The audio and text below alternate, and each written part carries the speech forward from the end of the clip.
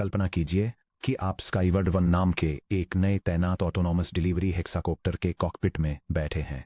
आपका मिशन ऊंचे sky scrapers, dynamic wind corridors, urban tree canopies और अचानक सामने आने वाली कंस्ट्रक्शन क्रेन्स से भरे एक घने अर्बन सेंटर में पैकेजेस को उड़ाकर ले जाना है।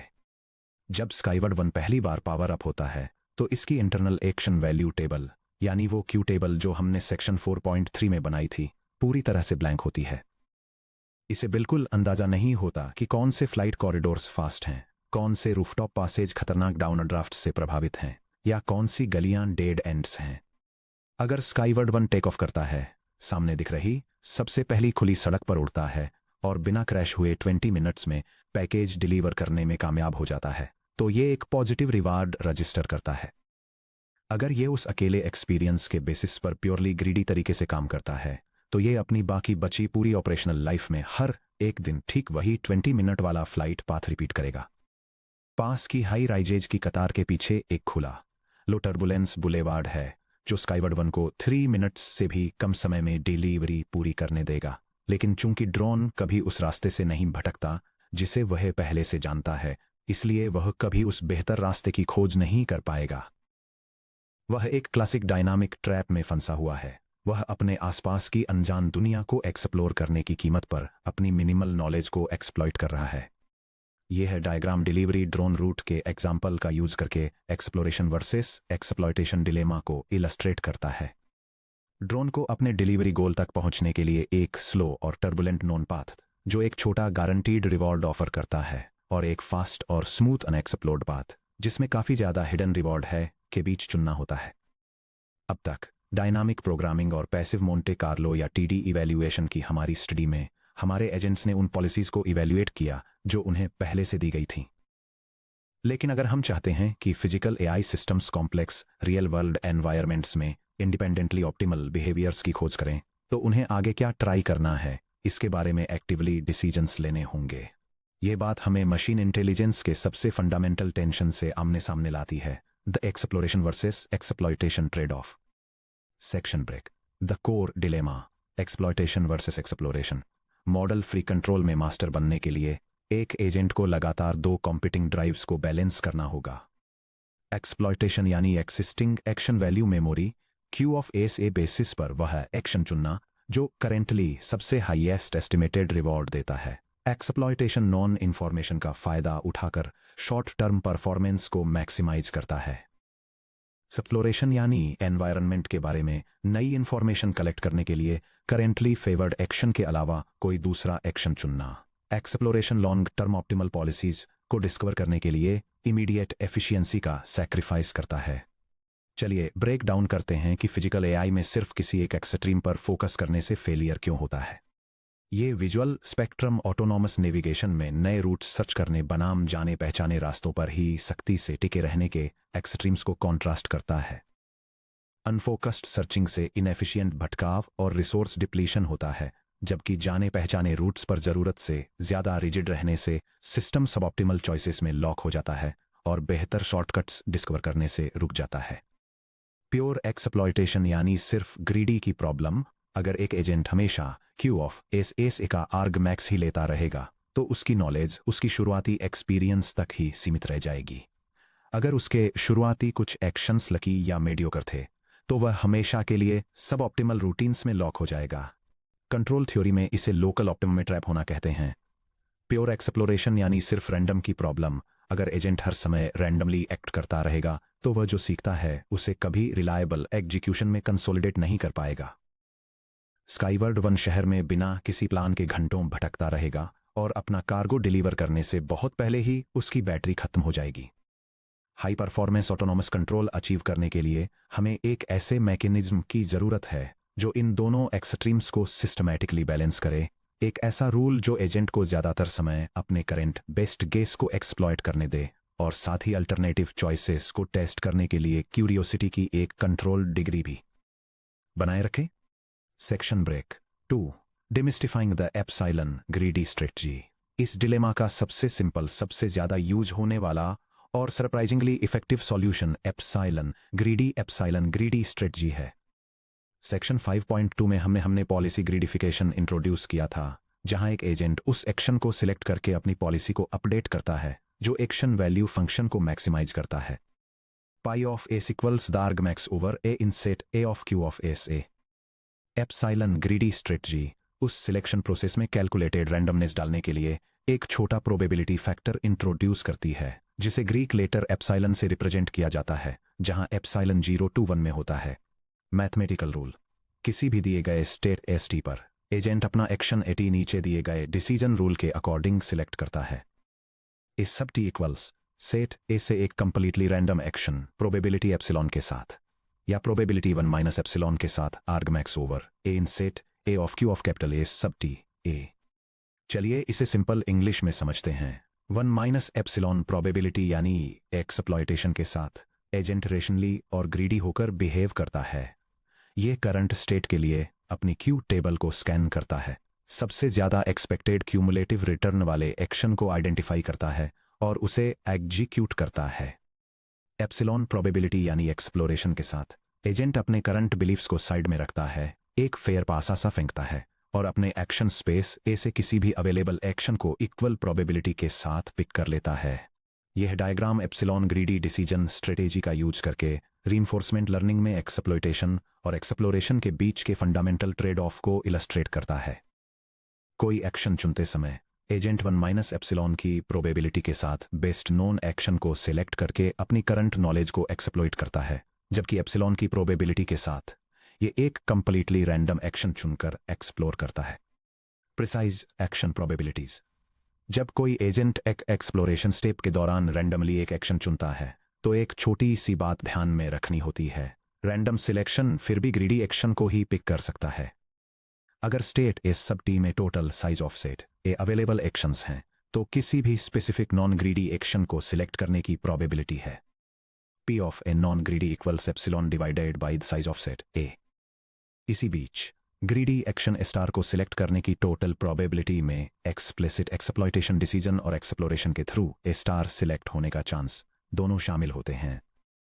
P of A star equals 1 minus epsilon plus epsilon divided by the size of set a. For example, अगर हमारे ड्रोन स्काईवर्ड 1 के पास size of set a equals 4 flight manoeuvres available हैं, pitch forward, roll left, roll right, ascend, और हम epsilon equals 0.20 यानी 20% exploration chance set करते हैं। किसी नॉन ग्रीडी मैन्यूवर जैसे रोल लेफ्ट को चुनने की प्रोबेबिलिटी इक्वल्स 0.20 डिवाइडेड बाय 4, जो इक्वल्स 0.05 या 5% है। करंट ग्रीडी मैन्यूवर जैसे पिच फॉरवर्ड को चुनने की probability equals 1 minus 0.20 plus 0.20 divided by 4, जो इक्वल्स 0.80 प्लस 0.05 इक्वल्स 0.85 या 85% है। यह एश्योर करता है कि हर अवेलेबल फिजिकल एक्शन के चुने जाने की नॉन जीरो प्रोबेबिलिटी बनी रहे, जिससे एजेंट टाइम के साथ पूरे स्टेट एक्शन स्पेस को लगातार सैंपल कर सके। Section break, dynamic curiosity, the epsilon decay schedule.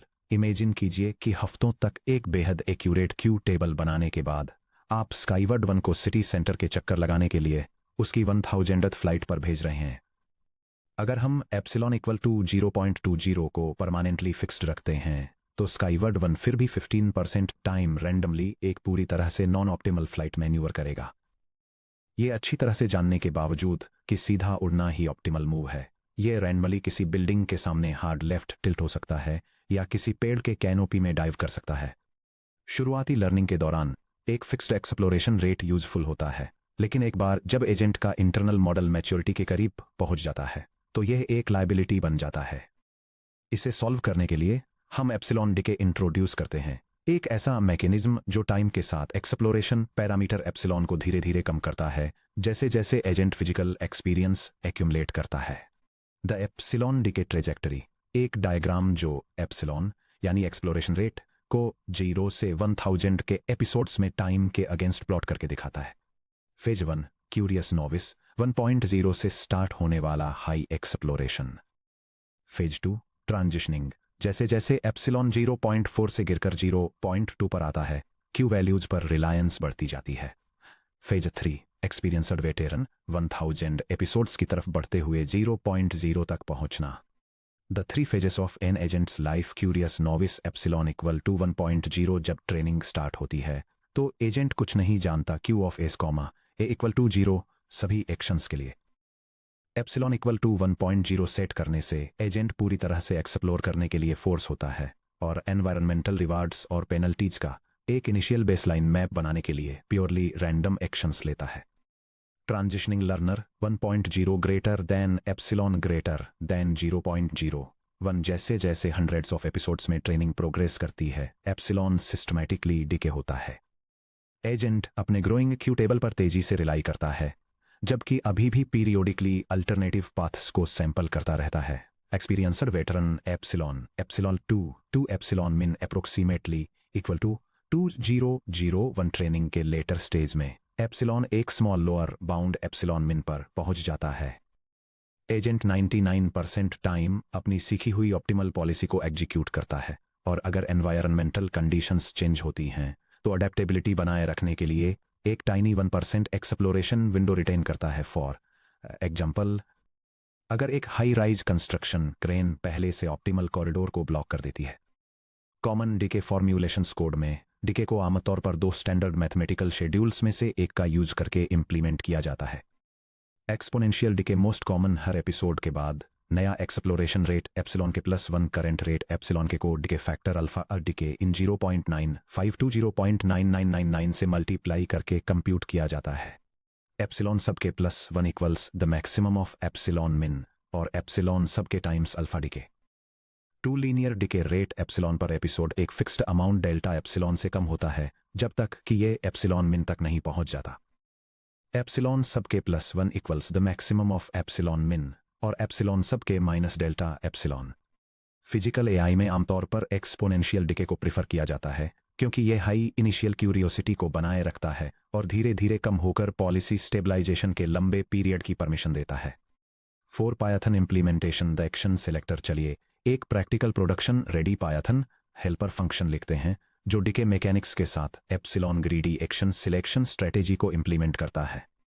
हम स्टैंडर्ड लाइब्रेरी कंपोनेंट्स और स्टैंडर्ड न्यूमेरिकल टूल्स का यूज करेंगे ताकि आप इसे किसी भी टेबुलर या डीप आरएल प्रोजेक्ट में सीधे आसानी से ड्रॉप कर सकें। यह स्निपेट डिसीजन मेकिंग और पैरामीटर डीके के लिए रीइंफोर्समेंट लर्निंग टेक्निक्स को डेमोन्स्ट्रेट करता है। इसमें एक रैंडम एक्शन पिक करके या इवैल्यूएशन मैट्रिक्स से हाईएस्ट वैल्यूड एक्शन सिलेक्ट करके एक्सप्लोरेशन और एक्सप्लॉयटेशन को बैलेंस करने का मैकेनिज्म शामिल है और टाई होने पर रैंडमली डिसाइड किया जाता है। यह ट्रेनिंग स्टेप्स के दौरान एक्सप्लोरेशन प्रोबेबिलिटी को एक्सपोनेंशियली कम करने के लिए एक शेड्यूलर भी प्रोवाइड करता है जब तक कि एक मिनिमम थ्रेशोल्ड तक न पहुंच जाएं। एक्शन में एक्शन सेलेक्टर का डेमोन्स्ट्रेशन चले ये देखने के लिए एक क्विक डायग्नोस्टिक सिमुलेशन रन करते हैं कि जैसे जैसे हमारा ड्रोन स्काईवर्ड 1 अपना रूट सीखता है, समय के साथ हमारा सेलेक्टर कैसा बिहेव करता है।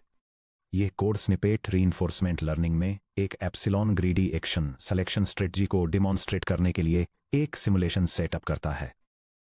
यह रिप्रोड्यूसिबल रिजल्ट्स के लिए रैंडम सीड्स सेट करता है और 4 पॉसिबल एक्शंस वाले एक कंट्रोल सिस्टम के लिए एक मॉक एक्शन वैल्यू टेबल बनाता है जो 1 ऑप्टिमल चॉइस को फेवर करता है। फिर यह टाइम के साथ एक्सप्लोरेशन रेट के धीरे धीरे डिके होने पर अर्ली एक्सप्लोरेशन और लेट एक्सप्लॉयटेशन ट्रेनिंग फेजेस के अक्रॉस एक्शन सिलेक्शन काउंट्स को सिम्युलेट और प्रिंट करता है। एग्जीक्यूशन डायग्नोस्टिक का एनालिसिस ऊपर दिए गए सिमुलेशन आउटपुट को रन करने पर यह रिजल्ट मिलता है। ये लॉग आउटपुट एक रीइंफोर्समेंट लर्निंग मॉडल के प्रोग्रेशन को इलस्ट्रेट करता है जिसमें अर्ली और लेट ट्रेनिंग फेजेस के बीच एक्शन वैल्यू एस्टिमेट्स और एक्शन सिलेक्शन फ्रीक्वेंसीज को कंपेयर किया गया है ताकि एक्सप्लोरेशन से ग्रीडी एक्सप्लॉयटेशन की तरफ होने वाले शिफ्ट को डेमोन्स्ट्रेट किया जा सके। सिस्टम के बिहेवियर में चेंज पर ध्यान दें। अर्ली ट्रेनिंग के दौरान एप्सिलॉन 1.0 से नीचे डिके होता है जिसके रिजल्ट के रूप में सभी अवेलेबल फिजिकल एक्शंस में ब्रॉड सैंपलिंग होती है। Action 0 the greedy choice overall ज्यादा बार सिलेक्ट होता है क्योंकि यह एक्सप्लॉयटेशन स्टेप्स और रैंडम स्टेप्स दोनों के दौरान पिक होता है, लेकिन नॉन ग्रीडी ऑप्शंस को भी सब्सटैंशियल ट्रायल फ्लाइट्स मिलती हैं। लगभग 19% लेट ट्रेनिंग तक एप्सिलॉन अपने मिनिमल फ्लोर एप्सिलॉन मिन इक्वल टू 0.005 पर सेटल हो जाता है। एजेंट अब 96% से ज्यादा टाइम एक्शन 0 एग्जीक्यूट करता है जबकि सेकेंडरी मूव्स में मिनिमल 1 to 1.5% एक्सप्लोरेटरी रेट बनाए रखता है। 5 bridging the gap Q values and policy improvement. चलिए इस स्ट्रेटेजी को ओवरऑल रीइंफोर्समेंट लर्निंग फ्रेमवर्क के साथ जोड़ते हैं। सेक्शन 4.3 में हमने action value functions Q pi of S A state S में एक्शन ए लेने और उसके बाद पॉलिसी पाई को फॉलो करके मिलने वाले एक्सपेक्टेड क्यूमुलेटिव रिवॉर्ड के रूप में डिफाइन किया था। सेक्शन 5.2 में पॉलिसी ग्रीडिफिकेशन ने डिटर्मिनिस्टिक पॉलिसीज को इसके अकॉर्डिंग अपडेट किया। Pi prime of S equals the argmax over A in set A of Q of S A. Rigid determinism को एप्सिलॉन ग्रीडी पॉलिसी से रिप्लेस करके हम दिए गए एस के लिए अपनी policy distribution pi of S को स्टोकेस्टिक के रूप में रिडिफाइन करते हैं। Pi of A given S equals 1 minus epsilon plus epsilon divided by the size of set A. अगर ए equals the argmax over A prime of Q of S A prime या epsilon divided by the size of set A. अगर A is not equal to the argmax over A prime of F S A prime. यह modification physical AI control algorithms के लिए जरूरी 2 properties की guarantee देता है। Policy improvement theorem compliance, जैसा कि रिचर्ड सटन और एंड्रयू बार्टो ने प्रूव किया है, अपनी खुद की action value estimates Q pi of S comma A के रिस्पेक्ट में पॉलिसी को एप्सिलॉन ग्रीडी बनाने के लिए अपडेट करने से मोनोटोनिक इंप्रूवमेंट की गारंटी मिलती है। जहां सभी स्टेट्स एस के लिए V pi prime of S is greater than और equal to V pi of S है। परसिस्टेंट एक्सप्लोरेशन, एजेंट कभी भी खुद को एनवायरमेंटल फीडबैक से पूरी तरह से ब्लाइंड नहीं करेगा। अगर फिजिकल एनवायरनमेंट में कोई नया कॉरिडोर खुलता है तो एक्शन स्पेस ए के साइज पर persistent non zero probability epsilon ये सुनिश्चित करती है कि एजेंट आखिरकार इसे डिस्कवर कर लेगा। Section break 6, practical limitations of pure epsilon greedy exploration. हालांकि एप्सिलॉन ग्रीडी रीइंफोर्समेंट लर्निंग का एक कॉर्नरस्टोन है, फिर भी इसकी रियल वर्ल्ड लिमिटेशंस को पहचानना जरूरी है, खासकर तब जब इसे फिजिकल हार्डवेयर पर अप्लाई किया जाता है। यह डायग्राम रीइंफोर्समेंट लर्निंग में यूनिफॉर्म एप्सिलॉन ग्रीडी एक्सप्लोरेशन और इन्फॉर्मड सेफ एक्सप्लोरेशन के बीच का डिफरेंस इलस्ट्रेट करता है। Pure uniform exploration dangerous outcomes सहित सभी अवेलेबल एक्शंस को इक्वल प्रोबेबिलिटी के साथ सिलेक्ट करता है, जबकि इन्फॉर्मड एक्सप्लोरेशन क्रैश होने जैसी हैजार्डस चॉइसेस के चांस को काफी कम कर देता है और सेफर मूवमेंट ऑप्शंस को फेवर करता है। 1. Equal weight blindness. Standard epsilon greedy exploration सभी नॉन ग्रीडी एक्शंस को इक्वली डिजायरेबल मानता है। मान लीजिए स्काईवर्ड 1 एक टाइट अर्बन कॉरिडोर से फ्लाई कर रहा है। Action 1, pitch forward, greedy optimal path. Action 2, slide right tilt, सब ऑप्टिमल लेकिन safe air path. Action 3, max thrust downward into concrete pavement, catastrophic structural failure. Pure epsilon greedy selection के तहत जब एक एक्सप्लोरेशन स्टेप ट्रिगर होता है epsilon, तो action 2 और एक्शन 3 दोनों को exact same probability of execution मिलती है। एल्गोरिदम को फिजिकल सेफ्टी बाउंड्रीज की कोई इनबिल्ट अवेयरनेस नहीं होती। यह एक माइनर सब ऑप्टिमल ट्रेजेक्टरी और एक कैटास्ट्रोफिक क्रैश को इक्वल क्यूरियोसिटी के साथ ट्रीट करता है। High dimensional scaling challenges. Continuous action spaces वाले फिजिकल रोबोटिक्स में, for example varying motor voltages, joint torque controls, multi axis thrusters, एक बड़े कंटिन्यूअस स्पेस में यूनिफॉर्मली रैंडम एक्शंस पिक करना बेहद इनएफिशिएंट हो जाता है। एक कंटिन्यूअस स्पेस को एक्सप्लोर करने के लिए ज्यादा सोफिस्टिकेटेड स्ट्रेटेजीज की जरूरत होती है, जैसे गॉसियन मोटर नॉइज ऐड करना या अपर कॉन्फिडेंस बाउंड यूसीबी क्राइटेरिया को लेवरेज करना। इन लिमिट्स के बावजूद टैब्यूलर और discrete action deep R L अपने प्राइमरी डिस्कवरी इंजन के रूप में एप्सिलॉन ग्रीडी मैकेनिज्म्स पर ही रिलाई करते हैं। Section break, looking ahead from exploration to active control. अब जब हमने एक्टिव एक्सप्लोरेशन के लिए एक इंजन बना लिया है, तो हम पैसिव वैल्यू इवैल्यूएशन से एक्टिव पॉलिसी कंट्रोल की तरफ बढ़ने के लिए तैयार हैं। चैप्टर 5 में हमारे एजेंट्स ने फिक्स्ड पॉलिसीज के अंडर एनवायरनमेंट रिटर्न्स को ऑब्जर्व करके स्टेट्स को इवैल्यूएट किया था। लेकिन एक एक्टिव एक्शन सिलेक्शन मैकेनिज्म आ जाने से हमारे एजेंट्स रियल वर्ल्ड को एक्सप्लोर करने के साथ साथ अपने action value functions Q of S and A को भी अपडेट करना स्टार्ट कर सकते हैं। हालांकि इससे एक इंपॉर्टेंट प्रोसीजरल क्वेश्चन सामने आता है। जब कोई एजेंट एक्सप्लोरेटरी रिस्क लेता है, जैसे कि हमारा डिलीवरी ड्रोन किसी क्लिफ या डायनामिक ऑब्स्टल के पास रैंडम शार्प टर्न लेता है, तो उस रिस्क का उसके इंटरनल मैथमेटिकल अपडेट्स पर क्या इंपैक्ट पड़ना चाहिए? क्या एल्गोरिदम को अपने क्यू टेबल को उस एक्चुअल एक्सप्लोरेटरी एक्शन के बेसिस पर अपडेट करना चाहिए जो उसने लिया था, या फिर ये मानते हुए अपनी वैल्यूज अपडेट करनी चाहिए कि वह हमेशा सबसे सेफेस्ट थ्योरेटिकल पाथ पर ही चलेगा? ये फंडामेंटल डिस्टिंक्शन सभी मॉडल फ्री कंट्रोल एल्गोरिदम्स को टू मेजर ऑपरेशनल पैराडाइम्स में डिवाइड करता है, ऑन पॉलिसी लर्निंग और off policy learning. Page turn करके 6.2 SARSA on policy playing it safe in dangerous environments पर आएं, जहां हम अपना पहला full model free control algorithm बनाएंगे और ऑब्जर्व करेंगे कि जब हर एक्सप्लोरेटरी मिस्टेक की एक फिजिकल कॉस्ट होती है, तो एक एजेंट रियल वर्ल्ड एनवायरनमेंट्स में सेफली नेविगेट करना कैसे सीखता है।